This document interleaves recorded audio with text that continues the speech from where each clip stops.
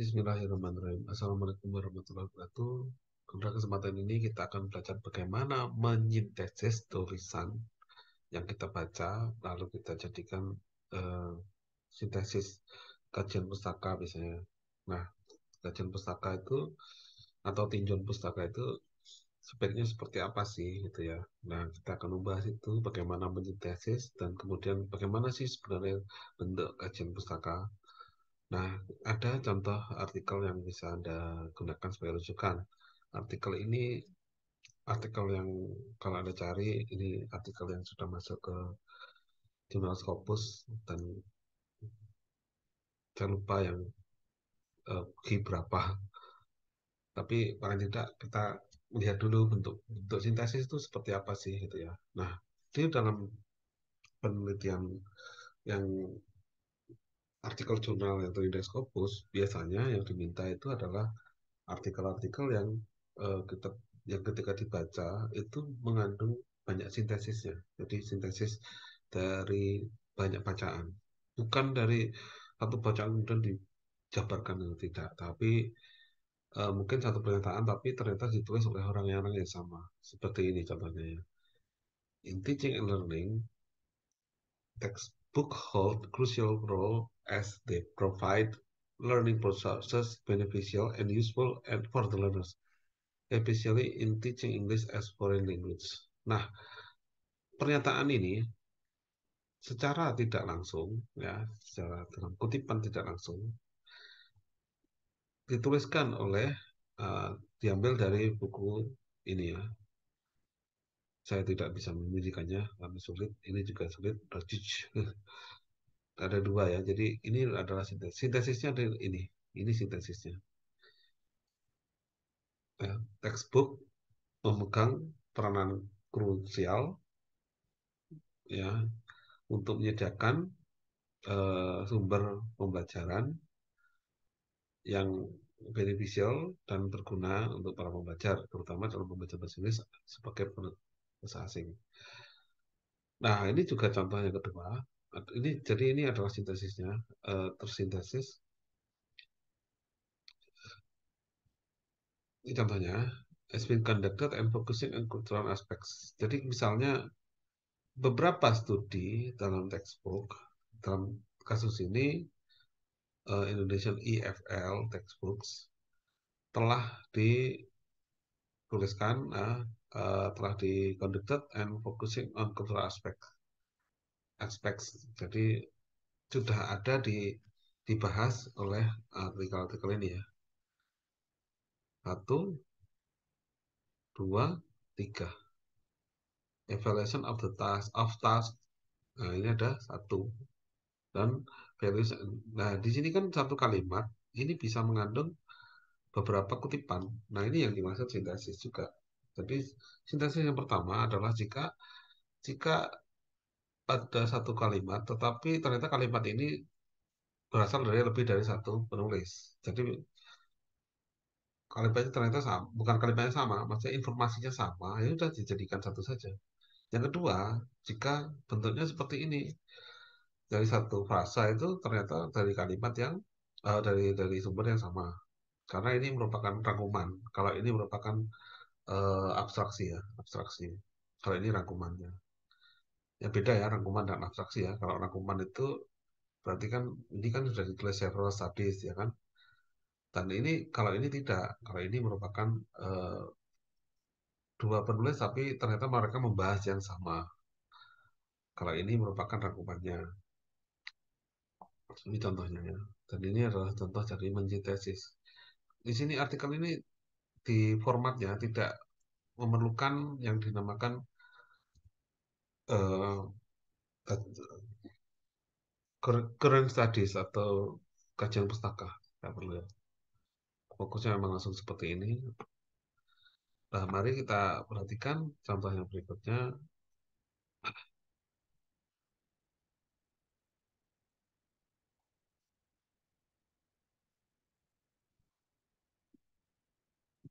Oh, ini sama ya.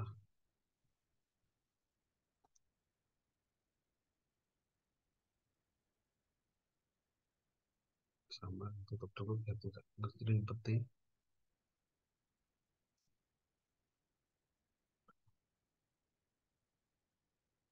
saya ambil contoh dari tulisannya Bli, Bli gede. Saya kenal tulisannya, tapi belum bertemu langsung dengan orangnya. Ini tentang linguistik korpus kuantitatif dan sebagainya. Bahasa Indonesia ya, jadi lebih mudah mungkin ya. Dan di sini dia bisa menggunakan contoh ini, contohnya dari sintesis ya. Tujuan tersebut dapat dicapai jika peneliti berorientasi pada pendekatan yang disebut usage-based linguistics. Jadi kalau pernyataan orientasi pada usage-based linguistics ini pernah ditulis oleh Bybee, Langecker, dan Tamers. Ya, jadi ada tiga, dan mereka bertiga menggunakan pendekatan yang disebut dengan usage-based linguistics. Nah, ini termasuk yang disebut dengan sintesis. Contoh yang lain seperti ini. Langecker, Bybee, Tamers, sama ya, tiga. Jadi mereka ternyata mempunyai kesamaan. Tentu ini kutipan tidak langsung karena bahasa Indonesia. Yang ditulis kan bahasa Inggris yang mereka tulis.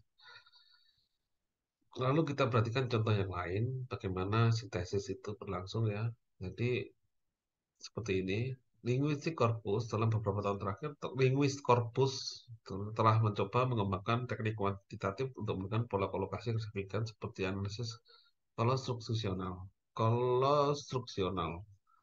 Nah, jadi yang linguist corpus, yang dimaksud linguist corpus siapa? Chris and Stefanovic, Gilbert Stefanovic, dan Stefanovic dan Chris. Jadi artikel-artikel inilah yang disebut linguist corpus.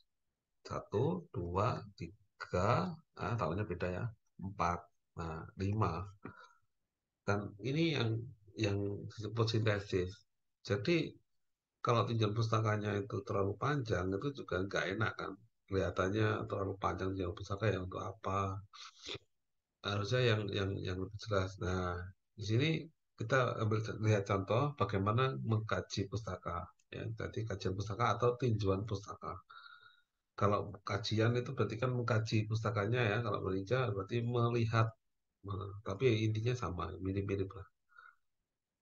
Nah, kita lihat contohnya. Jadi kajian pustaka atau tinjauan pustaka itu tidak harus misalnya Coveses ini arti nulis apa, terus kemudian dijabarkan seperti rangkuman itu tidak, tapi lebih pada apa yang kita butuhkan dari ya, pustaka-pustaka itu. Ya, atau ya, apa informasi apa yang kita butuhkan. Bisa dengan cara mensintesis, bisa dengan apanya. Nah, ternyata ini kalau ini dicari kajian semantik kognisinya ya, tentang emosinya.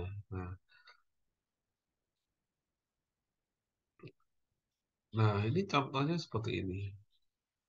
Jadi langsung ke apa yang mau kita ambil dari artikel-artikel itu. Tidak semuanya yang diambil. Tidak bukan rangkuman yang disintesis.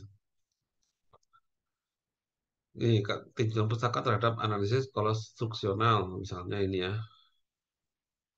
Ini kan dirancang untuk hasil dan sebagainya ya. Jadi langsung ke intinya.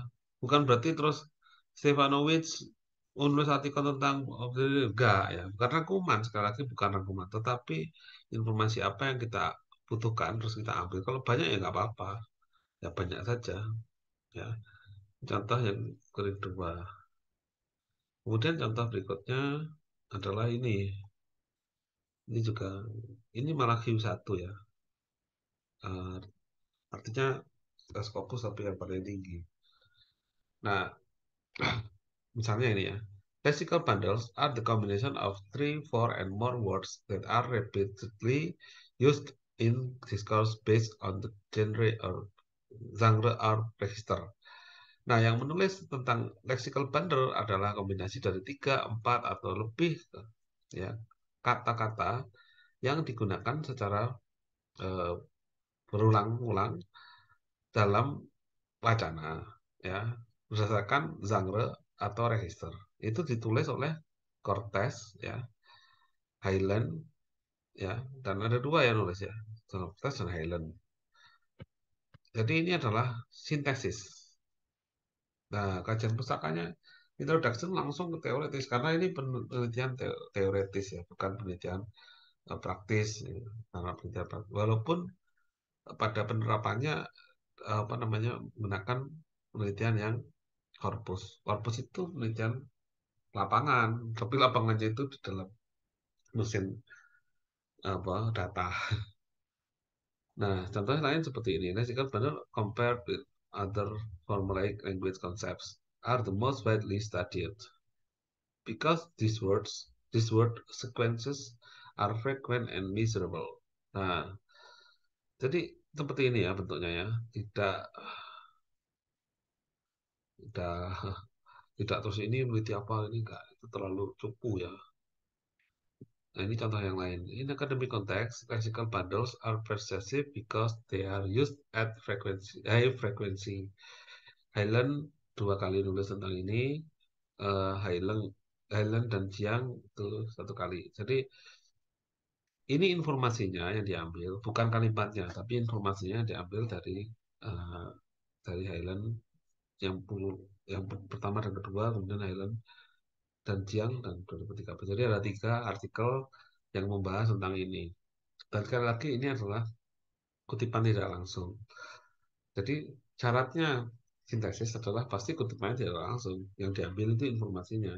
Nah, informasi itu disintesis atau diabstraksi atau kalau ibaratnya itu ya diambil sarinya lalu dituliskan. Jadi lebih padat informasi tetapi lebih lebih mencerahkan. Nah, jangan khawatir kalau namanya dikit bagaimana. Nah, berarti Anda kurang baca.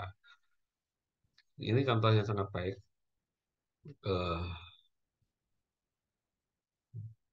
Dan ini banyak sekali halamannya, data pusakanya juga banyak. Jadi sebenarnya yang menjadi urusan adalah kita itu sebenarnya nulis itu eh,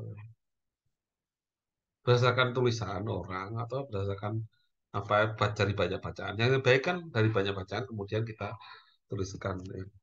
Lalu kita meneliti secara individual ya, itu sendiri. Nah, jadi dan ini dibedakan ya antara finding dan discussion memang harusnya seperti itu. Baik ya, demikian dulu yang dapat saya bagikan. Mohon maaf bahasa Inggris saya belepotan, ya tidak pernah belajar pronunciation. Wassalamualaikum warahmatullahi wabarakatuh.